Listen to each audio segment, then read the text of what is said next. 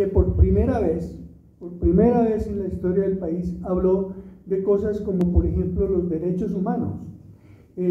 Alternativa fue el primer medio que empezó a dibujar el crecimiento del narcotráfico, ¿cierto? Y la formación del crimen organizado en Colombia como un elemento constitutivo de las fuerzas que se concatenaban, que se daban en ese momento.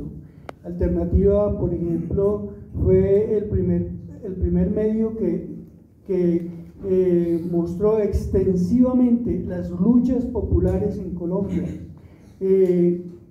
O sea, hablaba de cosas que nadie sabía, de cómo los campesinos luchaban por su tierra, de cómo eran masacrados y expulsados, etc.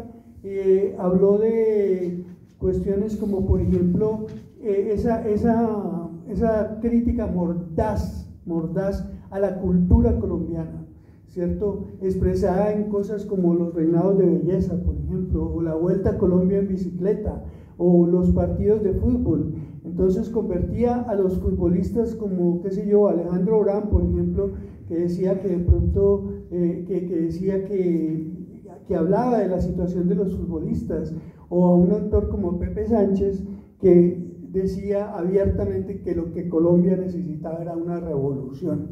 Entonces, esas cosas fueron algo que, y lo hacía de frente, es decir, no había escrúpulos. Alternativa fue una revista sin escrúpulos, es decir, no se trataba de tratar decentemente a la clase política, o como tratar de dorarles la píldora y como que no herir susceptibilidades, no.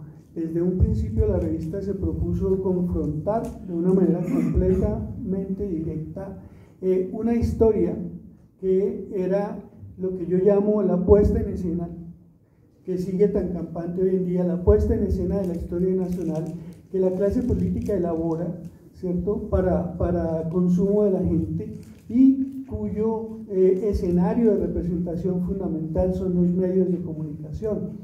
Por eso otra cosa que hizo Alternativa desde el principio fue confrontar a la prensa institucional y a lo que yo llamo el periodismo hegemónico, ¿no? Hay una parte en la revista que es muy interesante, que es donde Álvaro H. Caicedo muestra o sea, qué es lo que no deben hacer los periodistas de los medios que él controlaba aquí en el país, y esa es una lista, qué sé yo, chistosa por un lado, pero dantesca también.